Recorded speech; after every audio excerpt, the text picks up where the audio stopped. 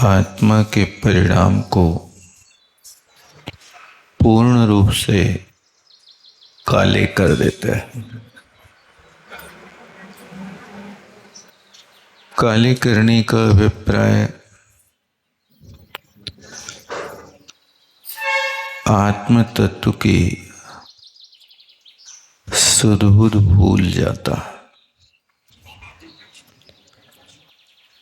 जब कृष्ण लीला का परिणाम आता है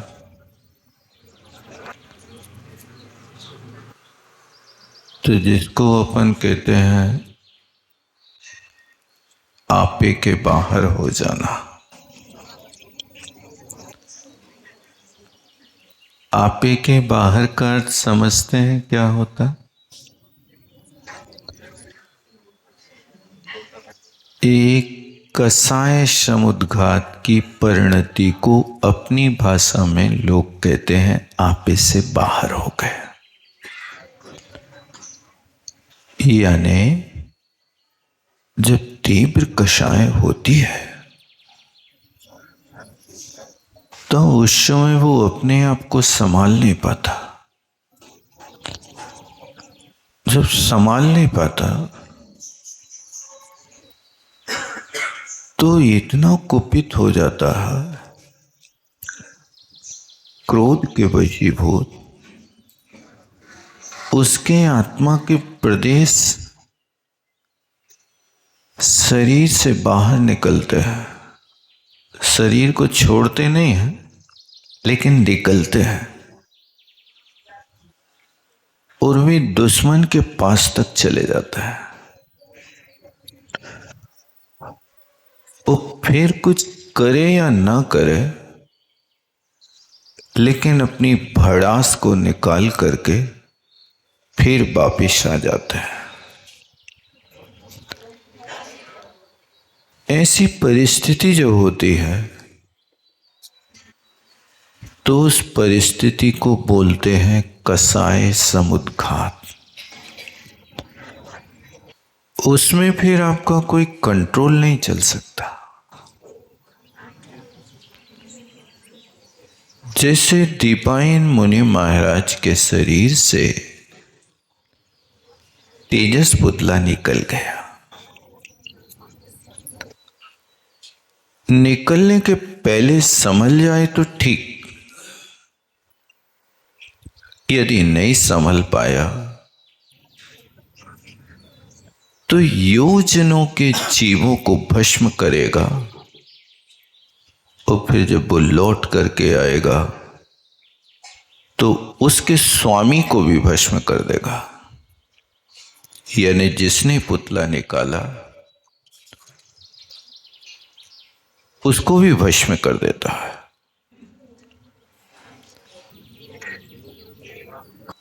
ऐसी परिस्थिति में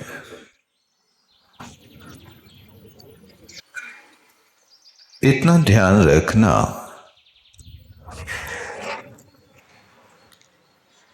कि ये कसाय के काल में कहीं कषाय समुद्घात ना हो जाए।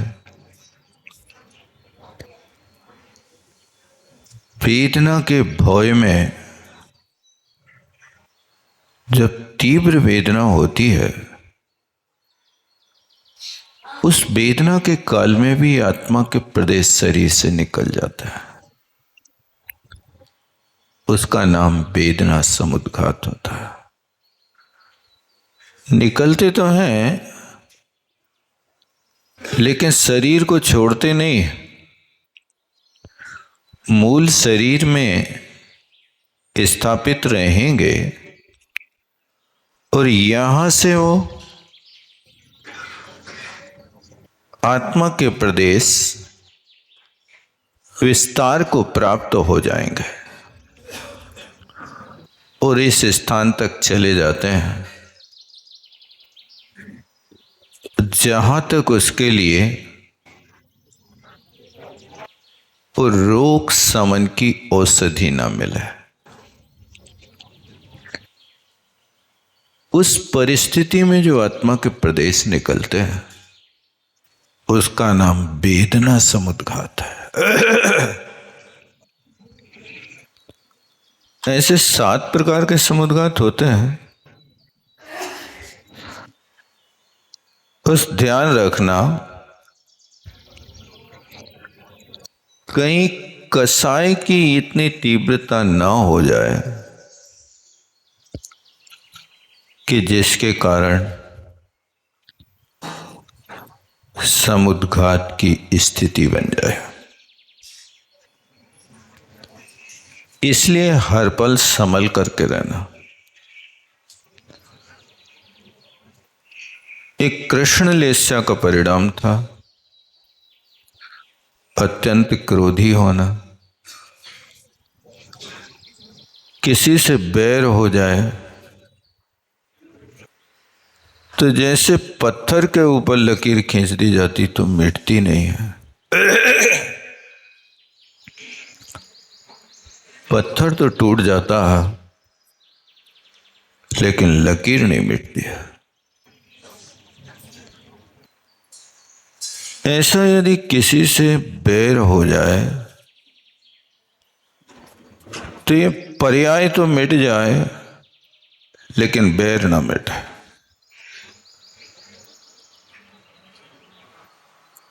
कोशिश करना कहीं अपने जीवन में ऐसी घटना तो घटित नहीं हो रही, कहीं पूरे जीवन में अपन ऐसा बैर बांध करके कृष्ण लेस्या के साथ मरण तो नहीं कर रहे। इसलिए ये लक्षण देख लेना। अब तीव्र बैर बंधा है तो कभी कभी मन करता है कि चलो यार हिसाब किताब नक्की कर लो, लेकिन फिर मान कसाय आकर के कहती है तुम्हारी गलती कहाँ है जो तुम झुक रहे हो उनके सामने। गलती तो उनकी है ना। तो फिर वो मान कसाय उसकी वहां उसके लिए आड़े आ जाती है। थोड़ा मन बनता है झुकने का तो मान फिर रोक देती है, फिर वो ही क्रिया चलती रहती है। इसलिए दूसरा लक्षण बना था कि बैर हो जाए तो छोड़े ना। कहीं अपने साथ ऐसी घटना तो नहीं घट रही। किसी भी व्यक्ति के साथ बैर हो गया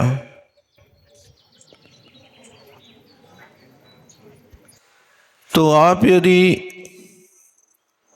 देश व्रती हैं, पंचम गुण स्थान भरती हैं, तो आपको वो बैर 15 दिन के भीतर भीतर मिटा लेना चाहिए। यदि आप चतुर्थ गुण स्थान भरती हैं, असंयमी हैं,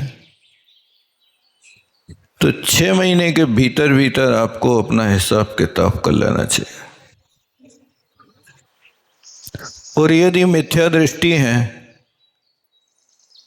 तो अनंत काल तक अचार बना के खाते रहिए। और मुनि महाराज हैं तो एक अंतर मुहूर्त के भीतर अपना हिसाब कर लेते हैं, क्षमा याचना दिल से कर लेते हैं। ये 3 प्रकार की संस्कार काल को आप देख लेना। यदि 6 महीने से अधिक किसी के साथ बैर चलता है तो आप आगम पर श्रद्धान कर करके मान लेना कि हम अभी मिथ्या दृष्टि है। और यदि आप बैर को 15 दिन में मिटा देते हैं तो दिल से मिटना चाहिए। जैसे स्लेट पर अपन लिखते हैं ना पेंसिल से, तो आप हाथ से मिटाने की कोशिश करते हो, हाथ से अक्षर तो मिट जाता है, लेकिन स्लेट साफ नहीं होती है। उसको साफ करने के लिए आपको कोई गीली रबर आदि का सहयोग लेना पड़ता है, तब कहीं जाकर के बिल्कुल साफ सुथरा दिखाई देती है। और उस साफ सुथरा पर अक्षर लिखते हैं तो अच्छी तरह से समझ में आता है। अब लिखे पे लिखते जाओ तो क्या समझोगे बताओ।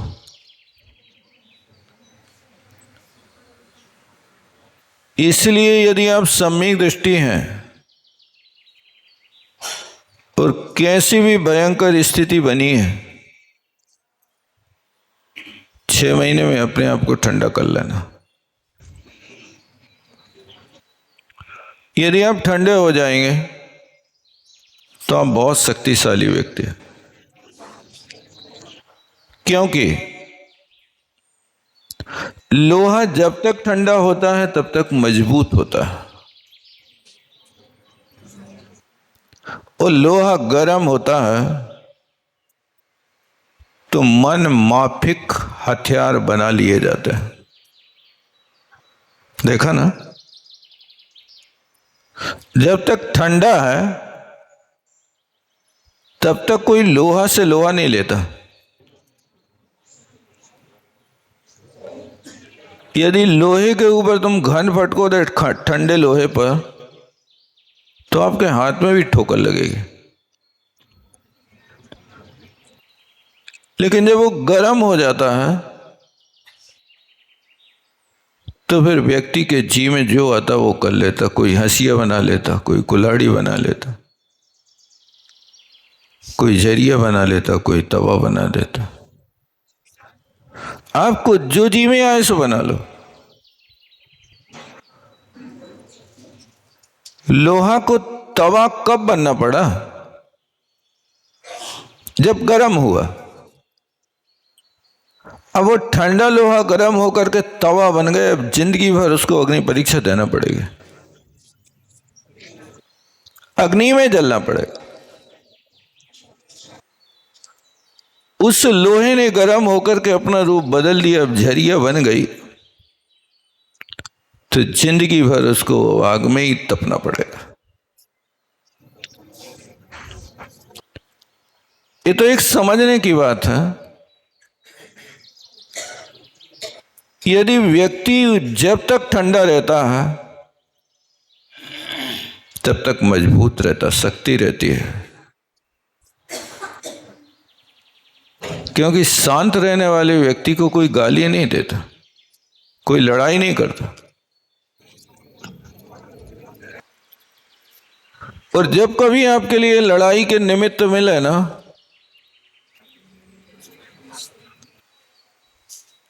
तो आप थोड़ा सा अपना बेस बदल लो। सामने वाला गाली दे रहा है ना, तो आप उस समय बहरे बन जाओ। सामने वाले ने गाली दी, आप उससे कहो का कही,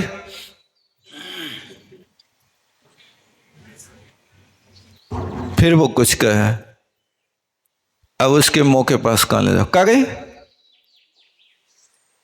यदि 3 बार आप ऐसा एक्शन करेंगे ना, उसको शर्म आ जाएगी, वो अपने मुंह पे ताला लगा करके सीधे रास्ते से भाग जाएगा। बस थोड़ा सा साहस जुटाना पड़ेगा आपको। यदि क्रोधी व्यक्ति को जीतना है तो वो गाली दे रहा है तो आप बहरे बन जाओ,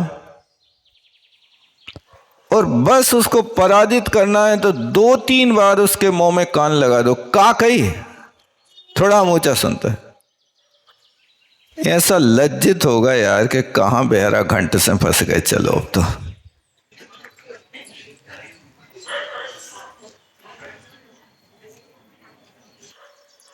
कोई ऐसे बुरे दृश्य देखने में आए तो कोशिश करना कि उस समय अंधे बन जाए। पश्यन्नपि न पश्यति, हम देख रहे हैं, तुम खुरापात कर रहे हो, लेकिन मुझे देखने ही नहीं। अपने आंखों के शटर गिरा दो। जब उपद्रव आता ना होली में, तो दुकान खोले बैठे रहते कि शटर गिरा देते। इसी तरह कोई उपद्रव सामने दिखे, अपनी आंखों के शटर गिरा दो, उसको देखने ही नहीं। और जब कभी ऐसे प्रसंग में, झगड़ों के प्रसंग में बोलने का अवसर आए, तो उस समय मूक बन जाओ, क्योंकि झगड़े बोलने से होते हैं। हम बोलेंगे नहीं तुमसे। कहने का मतलब है कि आप अपने आप को अच्छी तरह से परीक्षित कर सकते हो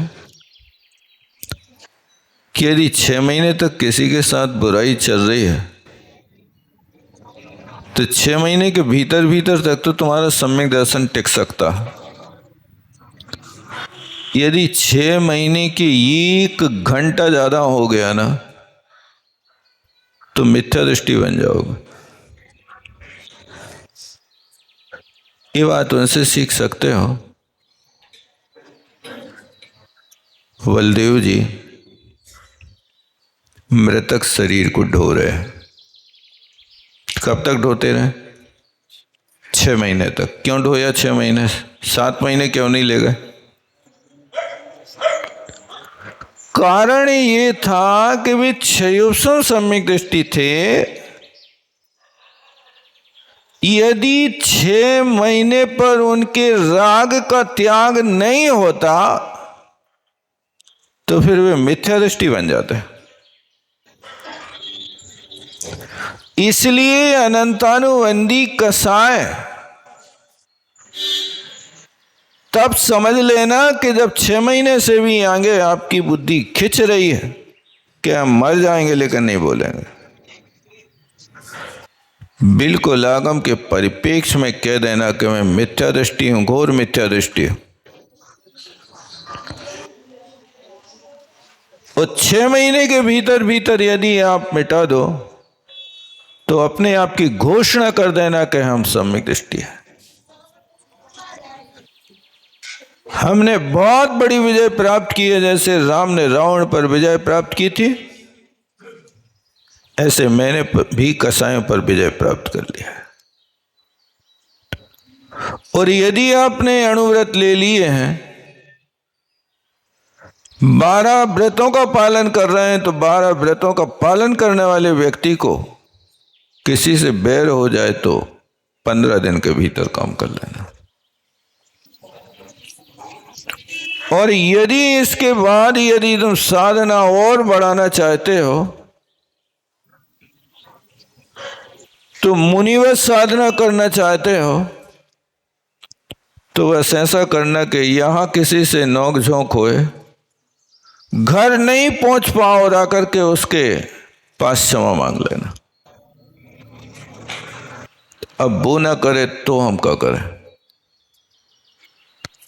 अरे भाई, सामने वाले को थाली लगा करके दे रहे हो, वो ना खाए तो पेट उसका खाली रहेगा कि तुम्हारा खाली रहेगा?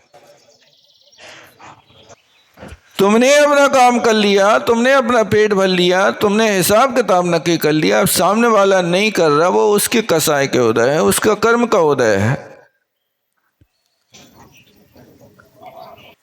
लेकिन सावधानी ऐसी रखना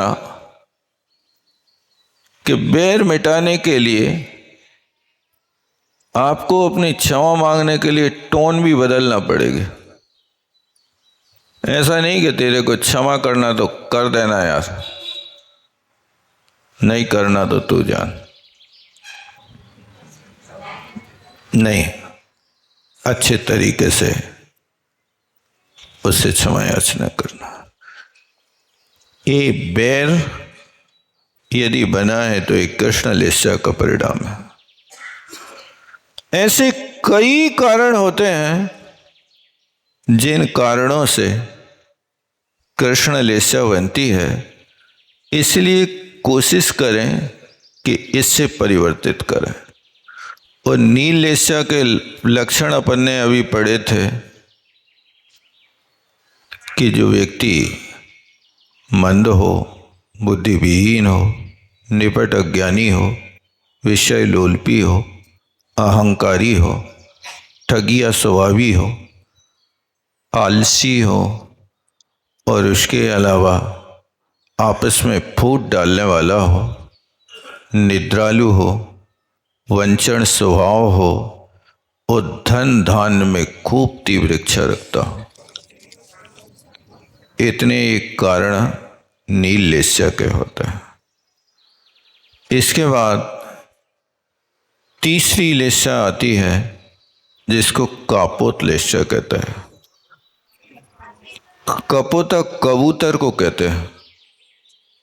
कबूतर की तरह जो कापोत होता है वो परिणाम से इस प्रकार हरा नीला परिणाम वो कापोत लेस्या के अंतर्गत आता है। एवी असो लेस्या के अंतर्गत आती है, किंतु कृष्ण और नीलेस्या से कुछ हल्के दर्जे की होती है। जैसे कृष्ण लेस्या भयंकर काली भौरे की तरह काला है और नील लेस्या नील परिणाम को लेकर के चलती है, लेकिन कापोत लेस्या ये उन दोनों लेस्याओं से थोड़ी हल्की वजन की होती है, किंतु अशुभ परिणाम तो बना करके रखती ही है। और एक कापोत लेस्या का अध्वान नरकों में पहले नरक से तीसरे नरक तक कापोत लेस्या चलती है। चौथे नरक तीसरे के नीचे और चौथे पांचवें नरक में नील लेस्या रहती है। छठे नरक और सातवें नरक में कृष्ण लेस्या होती है। ये तीन अशुभ लेस्याएं यदि हैं तो ये तीन अशुभ लेस्या वाला व्यक्ति जैसे नारकी जीव परस्पर में परस्परो धीरे दुखा नाम की प्रवृत्ति रखते हैं, ऐसी प्रवृत्ति इन जीवों की होती है। आप परस्परो धीरे दुखा नाम सूत्र को अपनाते हैं कि परस्परोपग्रहो जीवा नाम को अपनाते हैं? कौन सा सूत्र आपको अच्छा लगता है? परस्परोपग्रहो जीवा नाम और परस्परो धीरे दुखा नाम, ये दो सूत्र तुम्हारे सामने हैं। इनको कौन को आप चयन करना पसंद करोगे? उपकार करना कि दुखी करना? यदि परस्पर में एक दूसरे को दुखी कर रहे हैं तो ये नारकियों की निशानी है। याद रहेगा, तत्वार सूत्र के तीसरे अध्याय में नारकी जीवों का वर्णन करते हुए ये सूत्र रखा है, परस्परो धीरे दुखा नाम। आप किसी को दुख तो उत्पन्न नहीं कराते हैं, कोई को दुखी तो नहीं करते हैं, कोई नहीं बोल रहे, मतलब करते हैं। करते हैं इसका मतलब है कि ये नारकियों में लागू होने वाला सूत्र आप धर्मात्माओं ने अपने लिए अपना लिया, जबकि धर्मात्माओं के लिए लिखा है परस्परो पग्रहो जीवानाम। एक दूसरे का उपकार करना ये जीवों का कार्य है। तो कोशिश करें अपने यहाँ अपने जीवन में इस सूत्र को लागू करने की। कौन से सूत्र को लागू करने की? परस्परोपग्रहो जीवानाम। कठिन है कि सरल है? प्रत्येक प्राणी का उपकार करने के लिए कटिबद्ध है? संभव तो नहीं हो सकता। कोई बात नहीं, किसी का उपकार नहीं कर पा रहे हो तो ये नियम ले लो कि हम कोई का अपकार नहीं करेंगे। क्या? यदि उपकार नहीं कर पा रहे हो मत करो, तो अपकार भी नहीं करना। जैसे मान लीजिए आपके परिवार में आपसे किसी ने अपनी वेदना रखी कि आज हमें बहुत पीड़ा हो रही है पेट में, तो इस बात को सुनकर के अब क्या करना, परस्परो धीरे दुखा नाम करना कि परस्परो उपग्रहो जीवा नाम करना। उस पीड़ित व्यक्ति की बात को सुनकर के आप उपचार करेंगे कि ये कहेंगे कि तुम खाने से तो मानते नहीं हो, दुनिया भर को खात हो, खाने से आप मानत नहीं है, अब भोगो जो कर्म करे सो।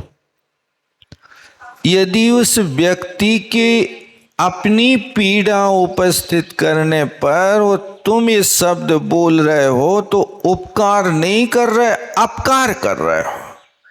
क्या कर रहे हो? यदि तुम उनके लिए दवाई न दे सको तो कम से कम ऐसी बद्दुआ भी तो मत दो कि जिसके कारण मरा मराया व्यक्ति और ज्यादा कष्ट में पड़ जाए। संभव है कोई व्यक्ति अपनी पीड़ा आपके सामने उपस्थित करे तो आप 1000 काम छोड़ करके उसके उपचार को करना। ये नहीं कहना कि तुम तो रोज ही बीमार बने रहते हो, हम कहाँ तक तुम्हारी व्यवस्था करें, हमसे तो नहीं होता। नहीं, अंतिम क्षण तक उपकार करना, और ये उपकार ना कर सको तो मौन धारण करना, और मौन धारण ना कर सको तो कम से कम इतनी संवेदना तो प्रकट करना, तुम चिंता नहीं करो, मैं इसी वक्त तुमको ठीक करता हूँ। और उनके सामने खड़े होके एक बार नमोकार पढ़ लो, एक बार कायोत्सर्ग कर लो, तो उस व्यक्ति को राहत मिलेगी कि आपने देखो हमारे लिए परमात्मा का ईश्वरण रूप एक मंत्र पढ़ करके मेरे रोग को ठीक कर दिया। ये महामंत्र की अचिंत शक्ति है। कोई उपद्रव करने वाले आ जाए तो लोग भग जाते, उपद्रव नाश हो जाते हैं। एक बार की बात है कि आचार्य श्री का बिहार हो रहा था, बहुत समय पहले की बात है, और वो बिहार उनका मुक्तागिरी के आसपास हो रहा था। तो उस समय यहाँ रास्ते में कोई जगह नहीं मिली, तो जंगल में कुछ महाराज लोग उस खेत में जंगल चले गए। अब वहाँ जो खेत वाला था वो मुसलमान भाई था, सो वो खूब दनदनाता हुआ महाराज को गाली देता हुआ आ गया और कहता मेरे खेत में गंदगी कर दी। सुबह महाराज चुपचाप वहाँ से शुद्धि करके निकल आए और वो मुसलमान दौड़ता दौड़ता आया। अब महाराज तो रोड पे कायोत्सर्ग करने लगे। सो मुसलमान ने समझा कि ये तो कोई मंत्र फेंक रहा है हमारे ऊपर। अब वो जो गाली गलौज करके दौड़ता आ रहा था, महाराज खड़े होकर के कायोत्सर्ग कर रहे थे, सो वो लौट के भागा, अब हमें क्षमा कर दो, अब हमें क्षमा कर दो। ऐसा मुनि श्री क्षमा सागर जी के साथ घटित हुआ था। कहने का मतलब है ये यदि आप आराधना की स्थिति में आकृति में खड़े हो जाते हो तो उपद्रव टल जाते हैं। इसलिए ये उपद्रव आए तो उन उपद्रव के सामने सावधानी रखना। इसलिए कुछ नहीं कर सको तो उपकार नहीं कर पा रहे, अपकार नहीं करना। कुछ बोलना नहीं, मलहम नहीं लगा पा रहे हो तो क्षार नमक मत डालना। आप यदि उनको पट्टी नहीं बांध पा रहे तो कोई की चमड़ी उखाड़ने की कोशिश मत करना। ये उपकार की बुद्धि कहलाती। ये मनुष्यों के लिए ये सूत्र लिखा परस्परोपग्रहो जीवानाम, और नारकियों के लिए सूत्र लिखा परस्परोदीरे दुखानाम। जब तक आप उपकार कर रहे हो मनुष्यों का एक दूसरे का, तब तक आप मनुष्य हो। जब एक दूसरे को दुख उत्पन्न कराने लगे उस समय नारकियों की निशानी आने लगी।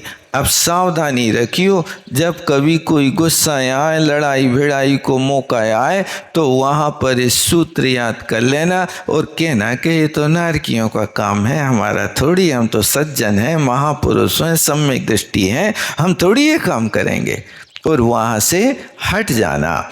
तो यहाँ कापोतलिस्या के परिणाम में सबसे पहले बताया कि वो कापोतलिस्या वाला व्यक्ति दूसरों पर हमेशा खूब क्रोध करता, छोटी छोटी सी बातें मिले तो बिल्कुल बादल सो बरसना लगता। ये दूसरों पर क्रोध करना कापोतलिस्या का पहला लक्षण है। 10 चीजें इससे निशानी मिलती हैं, इसलिए आप तो नहीं करते ऐसा। दूसरों पे कोई भी निमित्त थोड़ा सा मिले और तत्काल टूट पड़े, कोशिश करना एक कमजोरी की निशानी है। सहिष्णु बनकर के उस कार्य को सहन करना, इसलिए दूसरों पर क्रोध मत करना। और दूसरा लक्षण है कि जो व्यक्ति हमेशा दूसरों की निंदा करता रहता है। आपसे कोई पूछे निंदा करना अच्छा है कि बुरा है? बुरा है, बुरा है। निंदा करना बुरा भी है और अच्छा भी है। दूसरों की निंदा करो तो बुरा है और अपनी निंदा करो तो अच्छा है। दूसरों की निंदा करो तो नीच गोत्र का बंद, और अपनी निंदा करो तो उच्च गोत्र का बंद। निंदा कौन की करने अब तुम्हें? किसकी करने? अपनी कर सकते कि नहीं कर सकते? कोई अपने मुख से अपने लाने पापी कह दे, लोभी कह दे, क्रोधी कह दे, मायावी कह दे, कहोगे कि नहीं कहोगे? मैं बहुत क्रोधी हूँ, मैं क्या करूँ महाराज, मैं सहन नहीं कर पाता, निमित्त मिलता है तो मैं क्रोध नहीं संभाल पाता हूँ, मैं बहुत क्रोधी हूँ, और जब मेरे को क्रोध आता है तो मैं भीतर भीतर ऐसे जलता हूँ, ऐसे जलता हूँ जैसे पानी के बिना मछली तड़पती, ऐसे ही दशा मेरी होती है। ऐसी अपनी निंदा यदि करते हो तो तुम पुण्य कर्म का बंद कर रहे हो भैया, उच्च गोत्र का बंद कर रहे हो। ये मेरी प्रकृति नहीं है कि मैं सहज और सरल हो सकूं, इसलिए निंदा अच्छी भी है। कब अच्छी है? जब आप अपनी करो, और दूसरों की करो तो निंदा बुरी है। इसलिए दूसरों की कभी नहीं करना, निंदा करना तो अपनी करना। और कोई बिल्कुल सामने गलती करे तो अपने आप पे दोष ले लेना कि नहीं हमारी गलती थी कि हमने तुम्हारे ऐसे काम को देख लिया, हमें नहीं देखना चाहिए था ऐसा कार्य। तो इस प्रकार से ये निंदा दूसरों की करना नीलेस्या है और अपनी निंदा करना शुभलेस्या है, एक कापोतलेस्या है। और अपनी निंदा करना इस शुभलेस्या की कोटि में आ जाता है। इसलिए कोई कुछ भी करे अपन को निंदा नहीं करना, और समझाने के लिए प्रेम से समझाने की कोशिश करना। और तीसरा लक्षण कापोतलेस्या का क्या है कि हमेशा दूसरों को दुख देने का ही एक लक्ष्य रहता है। सामने वाला दुखी रहे तो हम तालियां बजा करके आनंद लूटते हैं। अच्छा है भगवान, इनको घर उजड़ जाए, इनकी दुकान उजड़ जाए, परिवार उजड़ जाए, ये भाव कापोतलेस्या के उदय में आते हैं। जहाँ वे बैठ रहे हैं उसी स्थान पर एक सुई चुभा दी, रख दी सुई, ताकि ये बैठे तो इनकी दशा बिगड़ जाए। ये दुष्टता का परिणाम कहलाता है। किसी के बैठने के स्थान पे सुई पड़ी हो, कांटा पड़ा हो, तो वहाँ से हटाने की कोशिश करो, न कि चुभाने की कोशिश करो। कहीं अपन इस कोटि में तो नहीं आते हैं? दुख दाता है हम कि सुख दाता है? बताओ क्या है, क्या हो आप? सुख दाता हो कि दुख दाता हो? दुख देते हो? हाउ तो कहो, वही काम है। दिन भर परिवार में कोई ना कोई को कुछ ना कुछ कहते रहना और किसी न किसी के दिल दुखाते रहना। वे बच्चे भी तुम्हारी शक्ल देख के दूर से भाग जात। क्यों? इनके पास अभी जे हैं और ये अभी टोका टाकी कर हैं।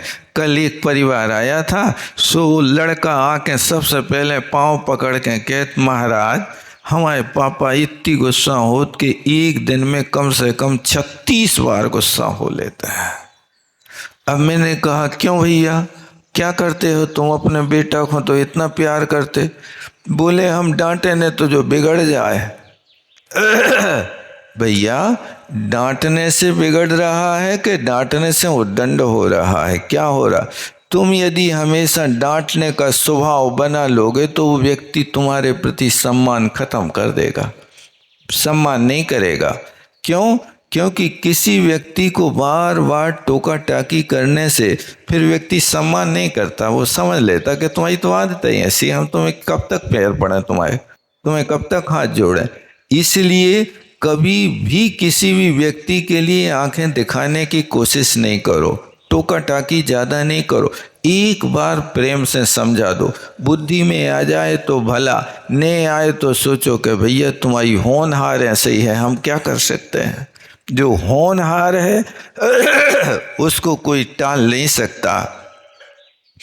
ऐसा समझा करके अपने मन को समझाने की कोशिश करो। लेकिन कई लोग ऐसे पागल हो जाते हैं कि सामने वाले को सुधारने के लिए अपना जीवन बिगाड़ डालते हैं। नहीं होता है ऐसा।